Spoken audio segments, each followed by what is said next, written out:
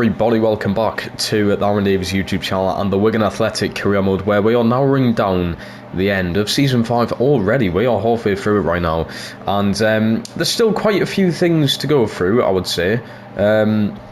We do still have to see if we can bring anyone in on deadline day, of course, and then hopefully we can see where we're going to be finishing and get a bit more through the FA Cup and all that kind of jazz. So let's get straight into it. Oh, this was something that a few people were asking for to happen when we first come up to the Premier League, and that was to sign a new left back. Now, at the time, Anton Robinson was way too expensive, I think, for what we were going to be paying just for a left back, and that's where we got Adaramola instead. But I've just put in a loan offer for Anton Robinson, and it has been accepted from Monza. I think he's just went to Monza, I believe. It won't say the date of when it's happened, but I believe he's just went to Monza this season, maybe. And we're trying to get him in on loan for just the remainder of the season. He's a brilliant player still. He's still 80 overall. He's only 31. And he's a former Wigan player, so it would be brilliant to bring him back to this club. I still cannot believe the business we've done this season already. Obviously, all this was from the start of the season, but this is just so much business that's happening. Obviously, a lot of these players have had to deal with big injuries and that. I know Barnes is out for a long period of time now, and Jaya got injured at the start of the season, so they've had a rough going, but I do feel like we've got a good future ahead of ourselves. Kumas is 23 and Jaya is still 28. Obviously, Barnes is a bit more older, but that veteran presence matters. Kaju stays in there. You've got Costas, who's still only 25. And then we've got these two in January, Colin Clark and Max Collins, who are young American players. That was mainly to actually complete the objective of signing North American-born players. But still, we can use these for the future if they grow well enough. It is confirmation. Anton Robinson has joined us from Monza for the remainder of this season. There is no option to buy. And we are splitting his wage 60-40 in our way, but rest of the season I feel like he's going to be absolutely amazing. He's going to go in for Adaramola straight away. I think Adaramola is going to be the backup. I think Manning might still be injured, so these are the current injuries in the team. Asgard's just coming back from his long-term on. Barnes and Manning are all out, so Robinson's definitely going to go straight into there. Adaramola will drop down to the bench, probably for Sessegnon. But this is how the team is currently looking. This is probably the best team I can get out at the minute, really. Especially with Barnes being injured. Barnes hasn't been great this season, but I feel like Rosgar should do a half-decent job on that left-hand side. He has played on the right-hand side in all of his games so far, so we're going to see how that goes. Kumas sort of just integrating himself into the team a bit more. Yeah, I'm happy with it. Alright then, we've just completed loads of business in January. It's actually one of the busiest Januaries we've probably ever had. We're going back so far here, so we'll go for everything that's happened. We've got Ryan Curtis leaving the team on a permanent transfer here. I think just to free up a bit of space in the team, and we're making profit from some of these academy players. He's a player who I just didn't think was ever going to make it in the team, and Woodhouse, let's be real, has the highest potential out of all these, I feel, or Hobbs, who's currently our one loan at Stoke. We brought in Max Collins, Colin Clark. We also brought in Christopher Cooper, Jared Brown. These were both brought in, and we've loaned these out. We've got Jasper Taylor, Nathan Fry being loaned out as well. I think both of these were also brought in from the academy in January as well, so we're just trying to grow them in rating here. The majority of the reason why I got American players in was we've had loads of American players in the past. I mean, Anton Robinson playing for Wigan in the past, and I just, with the objective, I didn't want to not complete it and the board get kind of pissed off, so yeah, we've just went with signing some Americans in, and they've got potential. Then we're brought in Anton Robinson, another American, of course. He's only worth 13 million. It could potentially be worth going in from permanently in the summer. We'll see about that. Max Frost, Jaden Dunn go out on loan as well. Max Frost, I believe, was signed in January from the academy, and Jaden Dunn's been here since the summer, but just not had a chance really to sort of prove himself in the team. I think I gave him a game in the Carabao Cup and didn't really do much. And then to end January, we've got Lucas Greaves leaving on a permanent transfer here. We've then got Oliver George leaving on a permanent transfer. This guy was also brought in January for the academy, and then Dylan Hodges was also brought in from the academy and sold on straight away. So we've made a decent amount of profit from players who we practically got for free. This is how the team is looking then going into the next few games. Everything is just the same as I showed before, but Robinson obviously in at left back. I hope he makes such a huge difference. The team now is looking really solid, and the big aim is just to stay afloat in the Premier League, and let's just hope we can have a really good run in the FA Cup and potentially even win it this time around. We got the final last year and that was so disappointing not to win. This is how the bench is looking. Obviously Joseph down here. He's actually had more games than Njaya this season, and I think that's just down to the simulation. I don't know why you would play Joseph over Njaya, but here we are. Dyer, unfortunately, he's just been knocked out of the team, you know. It's been for the past few weeks now. Armstrong has just been absolutely incredible. He's probably been one of the best players this season, and it's knocked Dyer out of the team, but he's a good solid player to bring off the bench. Into our first game of the day then, big FA Cup tie up against Leeds, who actually played a lot in the Championship season with Wigan Athletic here. I've made a few little changes to the team. Woodhouse coming in, you've got Joseph in there at top. Obviously Njaya is the main starting striker, I would say now, but Joseph is still a really key player in games like this, and coming off the bench in the league, he's still amazing. Don't think he's just instantly getting replaced because I signed a new striker. He's still incredible, and he's going to prove that here today. I was on about in the last episode how good Kajuste has been, and just look at what he's capable of doing. Lovely ball over at Woodhouse. Woodhouse, touch, bang into the box. Don't know what the keeper's doing. Don't even know who they've got in net, but I think they need to redesign their goalkeeping choices, because I don't know why he hasn't come out for the ball there, and it's such an easy job for Kyle Joseph just to get his noggin onto it. Beautiful ball in here, by the way, from Woodhouse. That is absolutely crazy. What a delivery. And that is us going 2-0 up into the second half now then. Woodhouse again, look at the pace he's got. He's only got 83 pace as well. Look at how fast he goes here.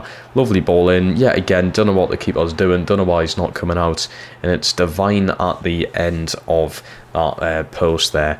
Absolutely brilliant, by the way. Divine has been exceptional this season. He has been absolutely incredible. Probably our best player this year.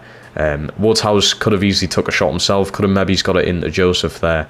One thing I will say, Joseph needs to keep himself on side a lot. He does sort of wander off quite a bit, but he's going to go ahead and bang, what a goal that is from Joseph, which completes his hat-trick in the FA Cup.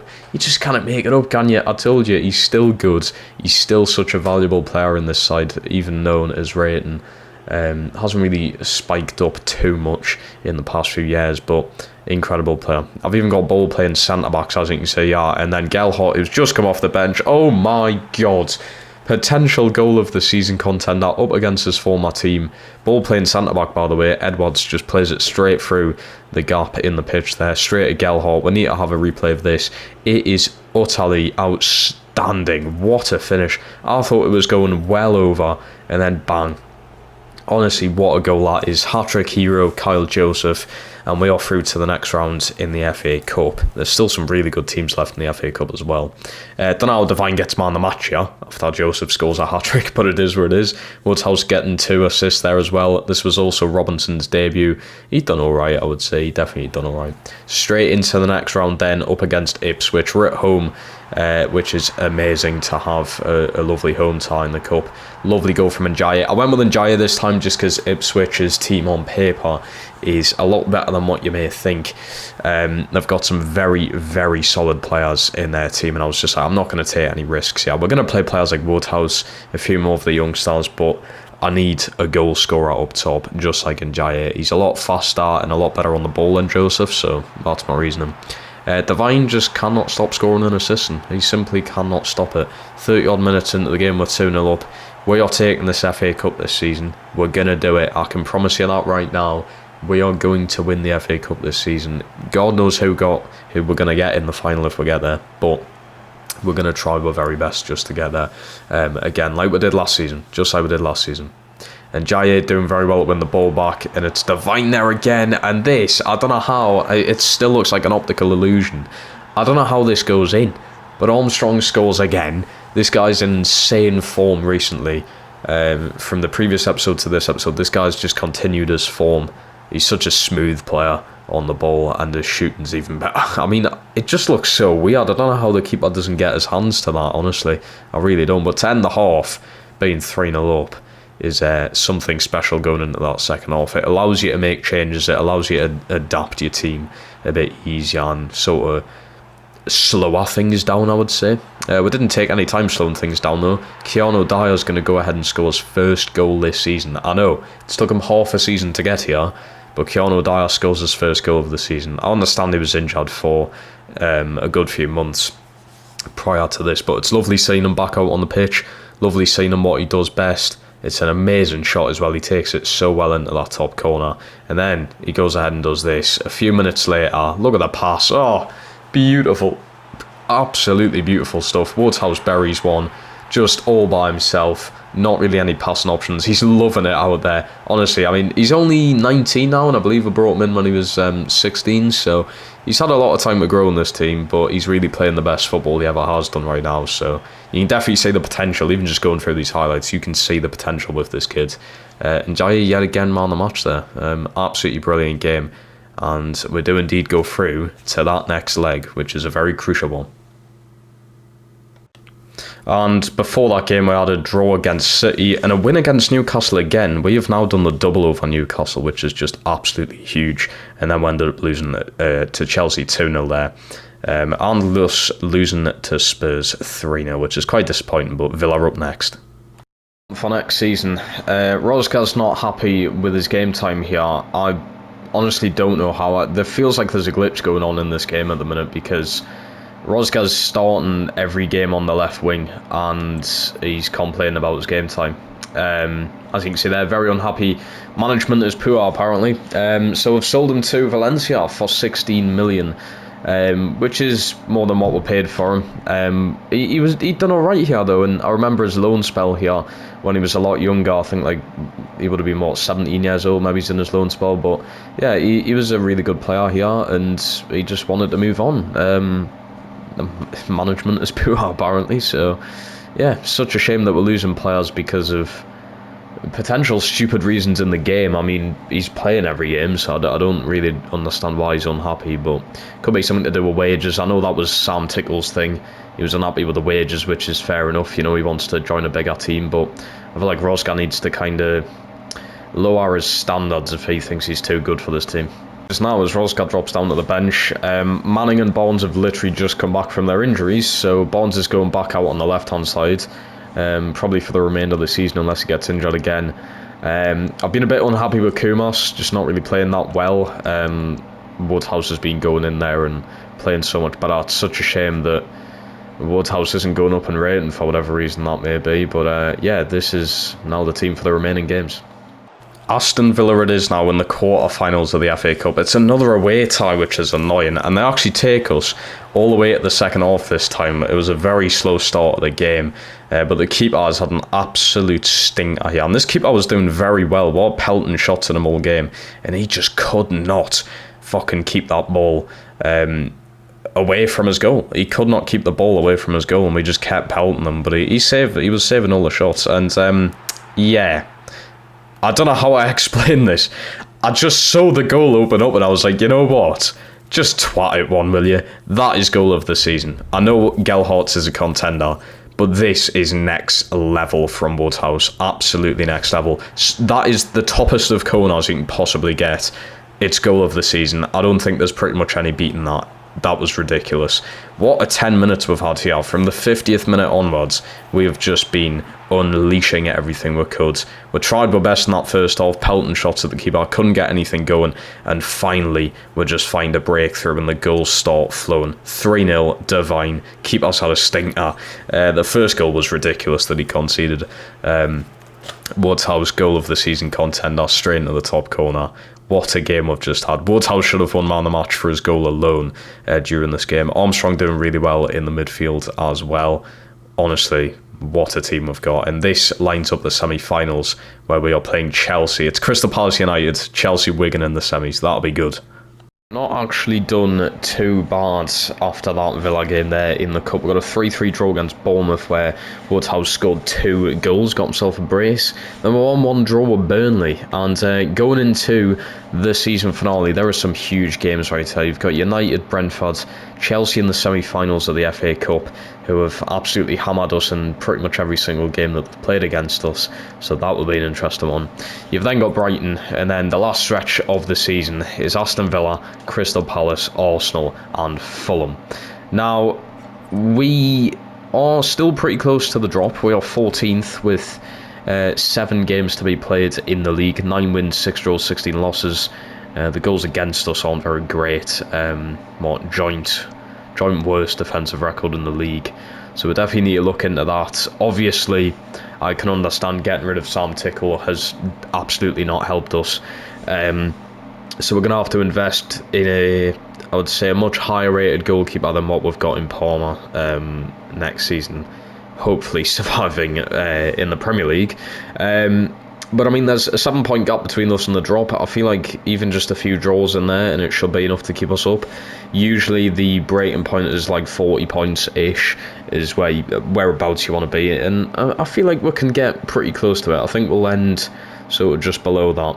Obviously the board objective was to make Europa League football, and we are quite far off that, I would say. But I feel like the rest of it hasn't went horrendously. We were expecting a pretty tough season. The Premier League is a tough league, it's competitive, and potentially we need to spend the money a bit better, or just think more about sort of the players we spend it on and the positions that we need. I've actually magically spent not that much money this season. We've actually done pretty well in my opinion, and we've left ourselves with 17 million. We've only spent 75 million on transfers, which for a lower league side is quite a lot of money, but you've got to think of how much we made from selling players, getting rid of players. 85 million in transfers alone, which is absolutely brilliant stuff. Prize money in there as well. And potentially, you know, we could go on and win the FA Cup this season. So it's still a pretty successful season, whichever way you look at it. I've completed nearly every single board objective now, apart from finishing the Europa League spot. I feel like the board should be happy with how I've developed the youth. The signed 2 players in North America are born, and then reduce the player wages, which I didn't actually expect to complete, and I know it's a low expectation, but we still managed to do it. We're ticking the boxes off as we go, and I don't think there's a problem with that. But yes, I hope you guys are enjoying this series. I hope you're enjoying the sort of shortened down episodes, just trying to show the more important parts of the season, and I feel like it's going to be a lot better, and we're going to get through this career modes, and let's just say how long it takes. Let's see how we go. I'm really enjoying it. It's brilliant to see youth players actually coming up and start playing very well for us. I mean, Woodhouse is a bloody one of a kind by the looks of it. Just unfortunately the game seems to not be matching that, unless he's going to get a big upgrade in the off season. Then that would be class. But yeah, if you're enjoying this series, please smash the like button, make sure you subscribe to this channel, and I'll speak to all of you in the next episode. Goodbye.